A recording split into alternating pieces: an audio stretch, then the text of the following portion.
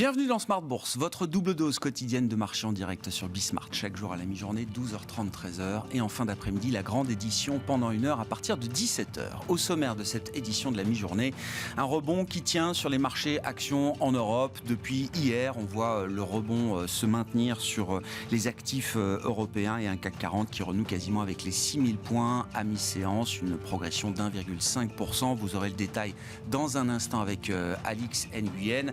Le fait marquant du jour en Europe est un fait politique avec la démission annoncée de Boris Johnson en tant que Premier ministre et leader du Parti conservateur britannique. Autant vous dire que cette démission est loin de clarifier la situation politique au Royaume-Uni.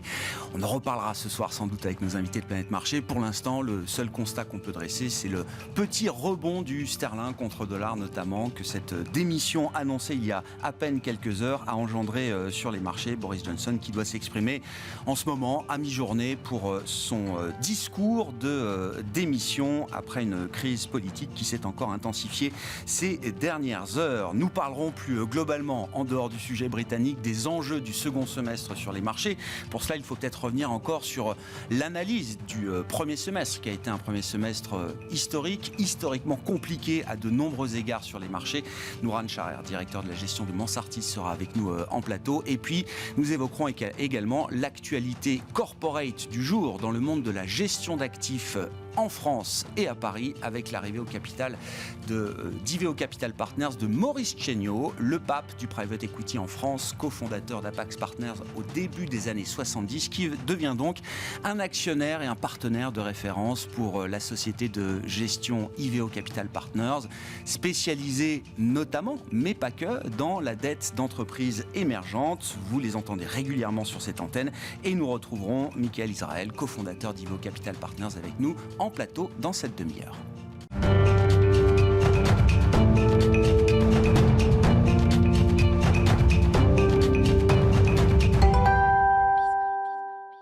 Le CAC 40 revient à 6000 points à mi-séance avec une deuxième journée de rebond qui se tient pour l'instant. Les infos clés à mi-séance, donc c'est avec Alix Nguyen.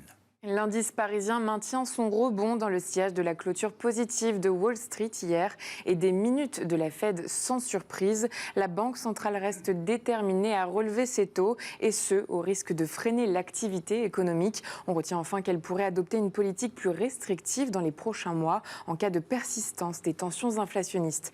À une échelle européenne, les 19 indices sectoriels Stoxx 600 sont dans le vert, à commencer par l'automobile, les ressources de base, le pétrole, gaz et la technologie. Sur le front des matières premières, le baril de Brent repart à la hausse après une chute de plus de 10% depuis le début de la semaine. Sur le marché obligataire, le rendement de l'emprunt américain à 10 ans se tend légèrement. S'agissant du marché des changes, l'euro se rapproche de la parité avec le dollar. Sur le plan des indicateurs, on attend à 13h30 les minutes de la BCE. À 14h30, il y aura la balance commerciale et les inscriptions hebdomadaires au chômage avant les stocks pétroliers à 17h. Et puis pour rappel, demain sera publié le rapport mensuel sur l'emploi américain. Focus sur quelques valeurs enfin. ST Microelectronics est en nette progression. Le titre bénéficie de la croissance de 21% des revenus de Samsung au deuxième trimestre. Des chiffres qui génèrent un peu d'apaisement quant à la solidité de la demande des puces. ArcelorMittal voit vert également à la faveur du rebond des cours du minerai de fer. Euraseo a fait part de la cession de l'intégralité de sa participation dans Reden Solar, un consortium mené par Macquarie Asset Management. Cette cession a généré pour le groupe d'investissement un produit de 633 millions d'euros. Et puis EDF ralentit après un bond de 14,5% hier. L'énergéticien fait part de la décision conjointe de l'État et de Jean-Bernard Lévy de lancer dès à présent le processus de succession du PDG. Tendance, mon ami, 2 fois par jour, les infos clés de marché à 12h30 et 17h avec Alix Nguyen dans Smart Bourse sur Bismart.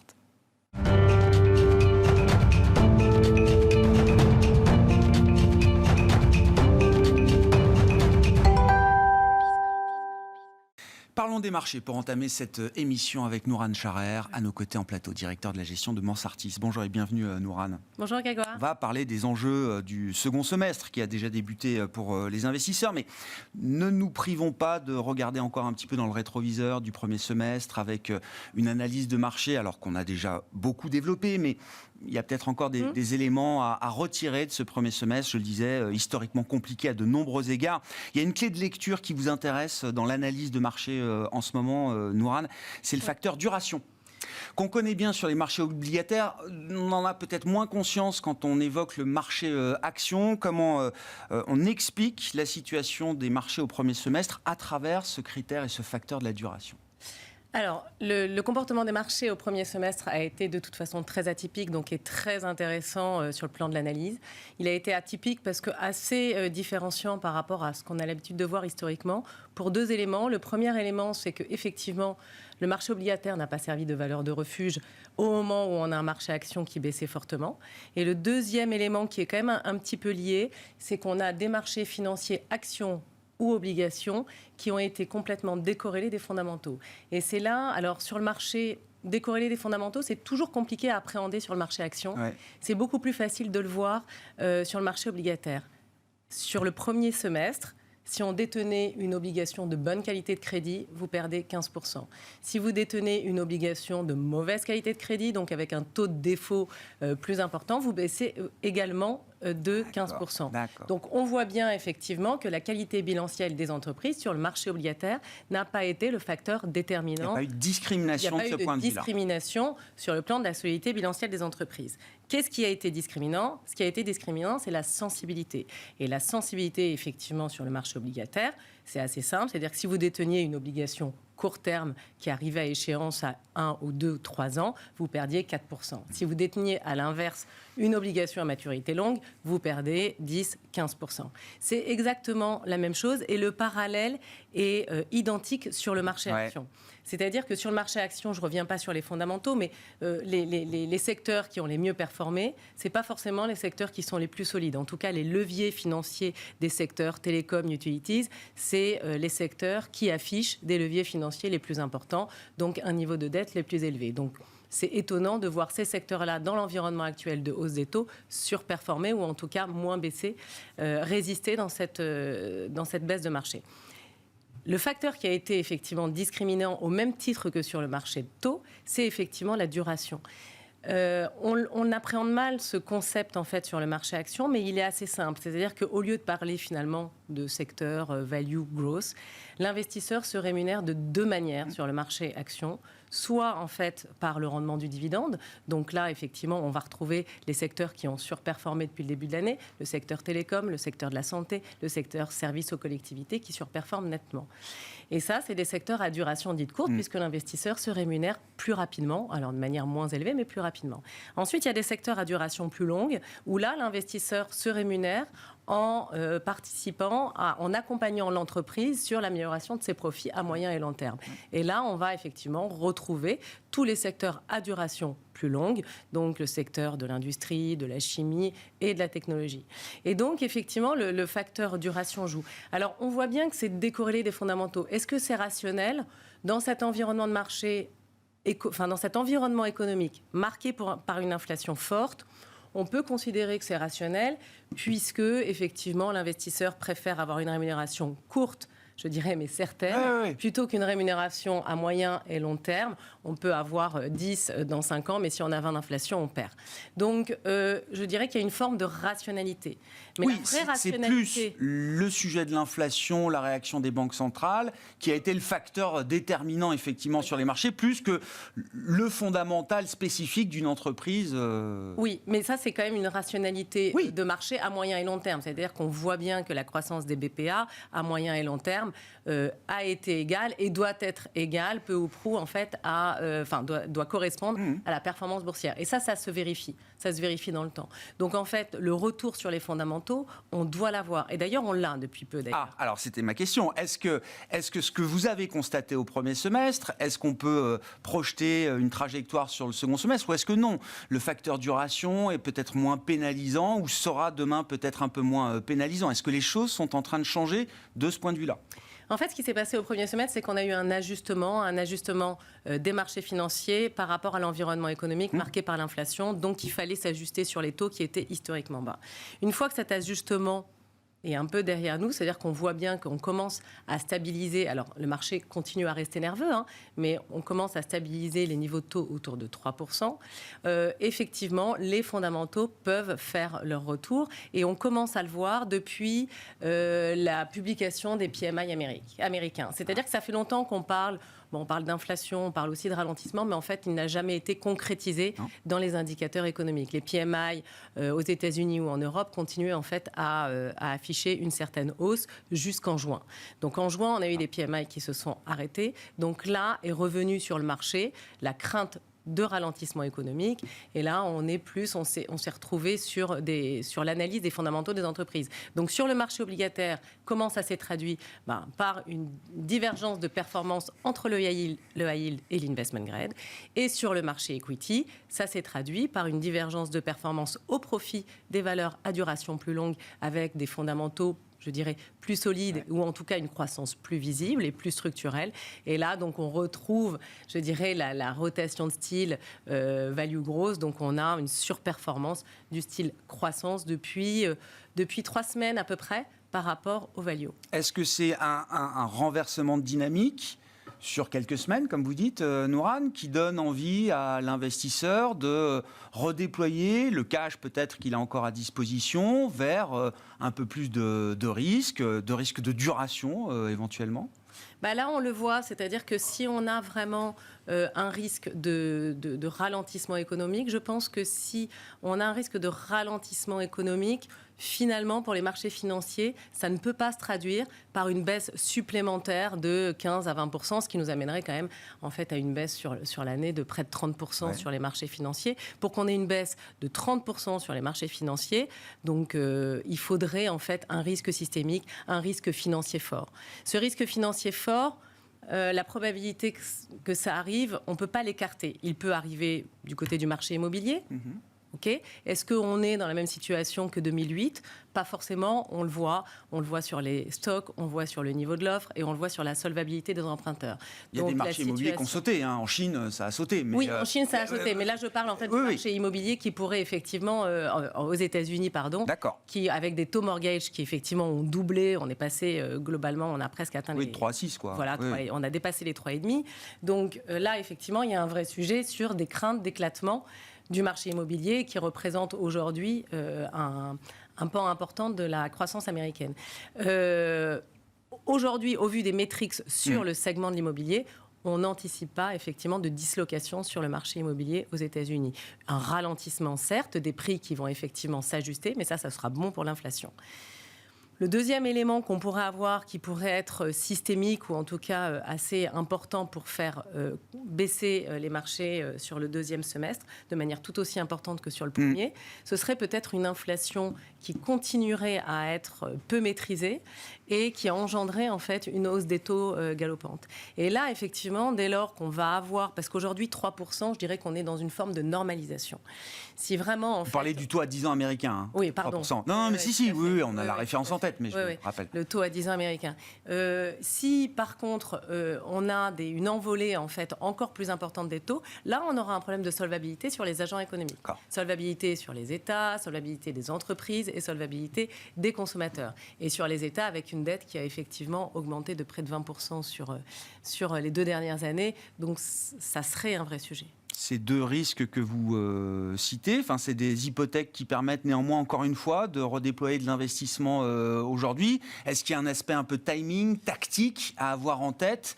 Quand bien même on investit pour des périodes parfois longues sur les marchés, je le rappelle, ça reste le but. Je pense qu'on pourrait avoir effectivement une reprise des marchés, même en période de ralentissement économique, voire de récession, parce qu'elle peut être courte et pas durable, et elle peut ne pas être impactante en fait, sur les marchés. Mais il faut absolument qu'on ait une certaine maîtrise de l'inflation et qu'on voit dans les données, donc on est très data dependent, un peu comme les banques centrales, mais qu'on voit effectivement dans les données d'inflation une renormalisation. Il y a des choses qui sont... il y a des éléments... On le voit, les matières premières rebaissent, le shipping, les temps d'attente des containers rebaissent, les semi-conducteurs rebaissent parce que l'offre est en train de revenir et que peut-être d'ailleurs la demande en face est en train de s'affaisser un petit peu. Tout ça, ça a été des marqueurs très forts justement des déséquilibres offre-demande qu'on a observés. Oui, mais de toute façon, l'inflation est une forme de déséquilibre économique. C'est pour ça qu'il faut qu'elle soit jugulée. Et il y a aussi l'inflation sous-jacente, on le voit. Alors, la baisse n'est pas suffisante, mais elle baisse depuis 3 mois. Donc, l'inflation sous-jacente baisse. Cette inflation qui baisse n'est pas suffisante pour, effectivement, avoir une inflation headline en baisse constante. Prochain CPI US la semaine prochaine, si je ne dis pas de bêtises, effectivement, qui permettra peut-être de confirmer un début de tendance d'accalmie sur le front de l'inflation. C'est peut-être ce qu'on peut attendre de mieux à ce stade. Merci beaucoup Nourane Charer qui était avec nous en plateau pour évoquer ces enjeux de marché, directeur de la gestion de Mansartis.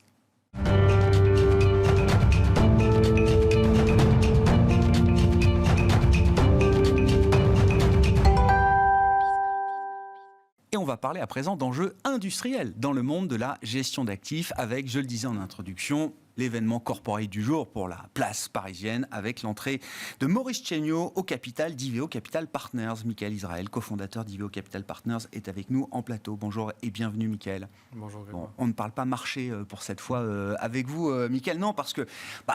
la nouvelle fait quand même un peu de bruit, ne serait-ce que par le nom de Maurice Chéniaud, qui est évidemment un personnage emblématique de la finance parisienne depuis de nombreuses années, cofondateur d'Apax Partners, le pape du private equity en France, qui se retrouve donc actionnaire et partenaire de choix, de référence pour la société de gestion que vous avez fondée il y a 10 ans maintenant avec Simon Houry, Michael.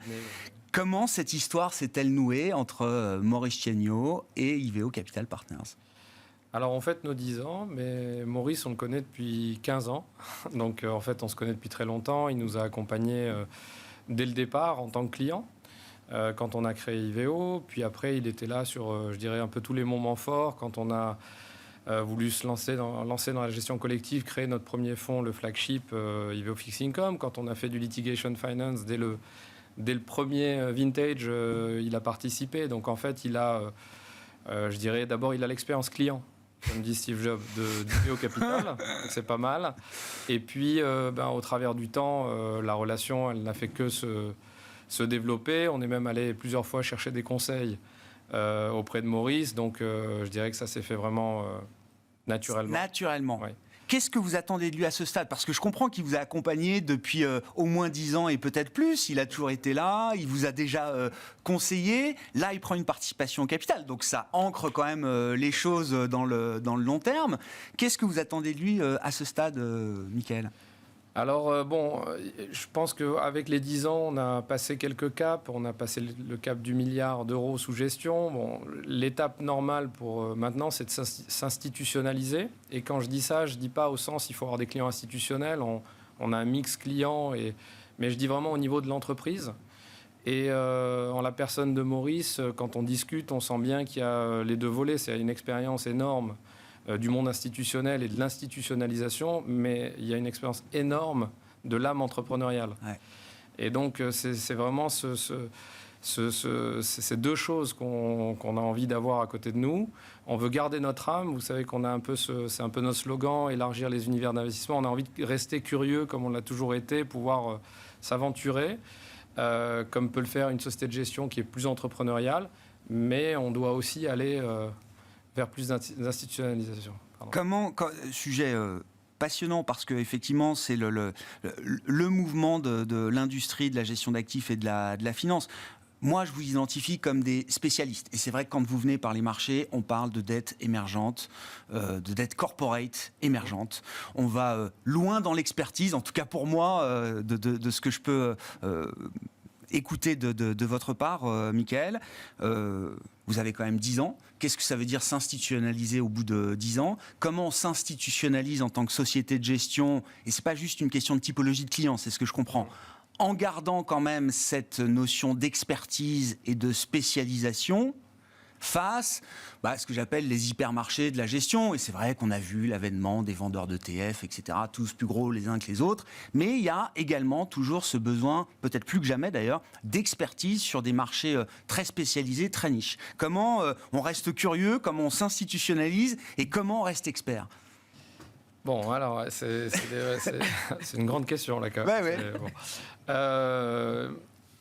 Je dirais, il y a plusieurs choses dans cette question, mais je dirais que la spécialisation, quelquefois, elle est un petit peu, je ne vais pas dire qu'il y a un marketing de la spécialisation, mais on met en opposition le fait de pouvoir faire d'autres choses ou d'avoir plusieurs métiers. D'ailleurs, moi, je peux vous dire vraiment une de nos satisfactions, c'est d'avoir 10 ans et d'avoir 3 métiers. Ouais. Parce que justement, souvent, on dit, voilà, nous, on fait qu'une seule chose, nous, on est des spécialistes de ça, on est très focus, etc., comme si c'était antinomique avec le fait de pouvoir avoir plusieurs activités et d'être pour autant spécialiste dans chacune des activités. Plusieurs métiers, plusieurs stratégies, c'est ça. Exactement. Aussi. Hein. Pour une boutique entrepreneuriale, c'est moins facile de grandir sur 3 métiers que de grandir sur un métier. Ouais. Et donc, on a toujours notre activité de gestion privée qui a été l'origine. On a toujours on a une gestion collective aujourd'hui qui a fait un bout de chemin. Et on a quand même aussi pu faire du non-coté et dans cette activité de financement de contentieux. Donc, ça, c'est vraiment ce qu'on veut continuer à faire. Et l'institutionnalisation dont je parle, elle ne va certainement pas nous amener à se focusser ou à arrêter justement. Je veux dire, nous, on veut garder cet ADN de dire s'il y a des opportunités, on veut rester à l'écoute et pouvoir les faire. D'autant plus qu'on a toujours trouvé, même si les choses vous paraissent très éloignées, qu'il y a beaucoup de valeur à connaître plusieurs choses qu'une seule chose aussi, parce qu'on a eu beaucoup de raisonnements relatifs. C'est très enrichissant de pouvoir regarder beaucoup plus de choses que ce qu'on... Enfin, j'entends. Être spécialiste, expert, c'est pas être monomaniaque. Exactement. Et c'est pas... on veut sortir un peu de ce profil-là, c'est pas nous. Ouais. Tout simplement, honnêtement, c'est pas notre âme, c'est pas notre ADN. Mais même les émergents par construction, c'est très vaste. On a besoin de rester dans ça pour être nous-mêmes et je pense être alignés. Maintenant, pour répondre à la question, qu'est-ce que c'est institutionnaliser une société de gestion? Qui a déjà 10 ans. Qui a déjà 10 ans. Exactement. Une société de gestion, c'est une société de service. Donc, c'est une société où la seule chose qui fait la valeur, c'est les hommes. Et donc, moi, je dis souvent, ce qu'on a envie, ce qu'on aimerait faire, j'espère on en a fait un bout, mais vraiment là où j'aimerais qu'on aille, c'est une société de gestion, ça veut dire une société qui dépasse, qui va survivre à nous tous individuellement qui la composons. C'est-à-dire, ça y est, on va passer une étape où on est... je ne sais pas si je l'exprime assez bien, mais c'est vraiment une société de gestion, c'est pas un gérant, c'est vraiment une société de gestion. Donc votre modèle, c'est l'anti-gérant star, si je le dis un peu brutalement. En tout cas, ne pas faire reposer toute l'activité de l'entreprise sur une ou deux ressources. Oui, d'abord parce que ça, honnêtement, je sais pas que j'y crois pas, mais enfin, je pense que c'est déjà un modèle différent, peut-être même plus dangereux, etc. Mais surtout, c'est une chaîne de valeur. D'ailleurs, honnêtement, elle n'est pas valorisée comme elle devrait être valorisée. Il y a des maillons qui ont énormément de valeur et qu'on ne voit pas beaucoup, contre des maillons qu'on voit plus, etc. C'est vraiment une alchimie de plein de choses. Donc effectivement, moi, ce que je voudrais, c'est pas, je suis pas contre les gérants stars, c'est pas ça. Non, non. En tout cas, une société de gestion par rapport à un gérant d'actifs. Je sais pas. La structure, la structure qui va au-delà des personnes prises individuellement ou même collectivement. Exactement. Et ça demande des ressources. Parfaitement. Voilà. Alors, moi, je dis souvent, à part l'investissement, le CAPEX, comme on dit pour une société de gestion, à part les gens, c'est quoi?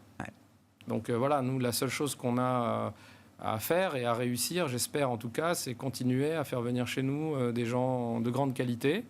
Et c'est comme ça que tout doucement se fabrique. Et c'est déjà le cas, je veux dire, en 10 ans, quand je revois où on était il y a 10 ans, je vois aujourd'hui, en 10 ans, c'est vraiment une entreprise qu'on a pour de bon. On est 25, je peux vous dire, ça tourne.